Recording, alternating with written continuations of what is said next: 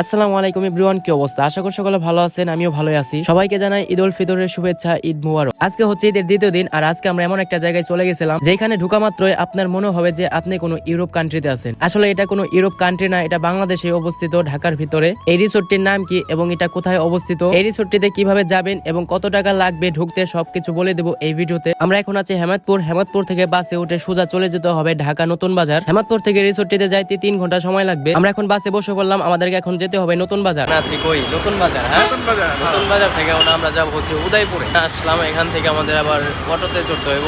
আমরা এখন এসে পড়ছি ঢাকা নতুন বাজার, আর এখান থেকে আমাদেরকে একটা অটো নিতে হবে, আর এখান থেকে অটো ভাড়া করে নিয়ে যেতে হবে সোজা বসুন্ধরা গেটের সামনে। আমরা এখন অটোতে বসে পড়লাম, আমাদের এখন যেতে হবে বসুন্ধরা গেটের সামনে। তো আমরা আছি এখন বসুন্ধরা গেটের সামনে।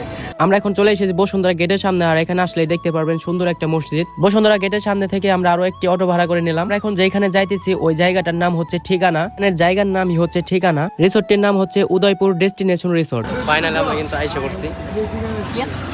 আমরা এখন এসে পড়ছি উদয়পুর ডেস্টিনেশন রিসোর্টে। আসলে এই রিসোর্টে ঢুকতে আপনার কোনো টাকা লাগবে না। এই রিসোর্টে ঢুকতে আগে আপনাকে খাবার অর্ডার করতে হবে, এরপর আপনাকে ভেতরে ঢুকতে দেবে। এখানে ঢুকার পরে আপনার হাতে একটা মেনু কার্ড দেবে, আর এখান থেকে আপনাকে খাবার অর্ডার করতে হবে। আর এখানে খাবারের প্রাইস এক একজনের প্রায় 2000 টাকা পড়ে যাবে। 2 জনের খাবার অর্ডার দিতেই প্রায় 5000 টাকা পড়ে যায়। আমরা এসেছিলাম ঈদের 2 দিন পরে, এর জন্য কিন্তু এত পরিমাণে ভিড়, আমাদেরকে লাইনে দাঁড়াতে হয়। আসলে টাকা পয়সার কোনো বিষয় না, মানুষ কিন্তু সৌন্দর্যের ভিতরে আসতে চায়। এত সুন্দর জায়গা, এত সুন্দর প্লেস, এখানে একবার আসার পরে বুঝতে পারবেন, মনে হবে যে আপনি ইটালিতে এসে পড়েছেন। চারদিকে রয়েছে অসংখ্য সুন্দর সুন্দর ফুল, আশেপাশে অনেক সুন্দর সুন্দর জায়গা রয়েছে যেখানে আপনারা সুন্দর সুন্দর ছবি তুলতে পারেন, ভিডিও করতে পারেন। রাতের ভিউটাও কিন্তু চমৎকার। তো আজকের ভিডিও এই পর্যন্তই, সবাই ভালো থাকবেন, আল্লাহ হাফেজ।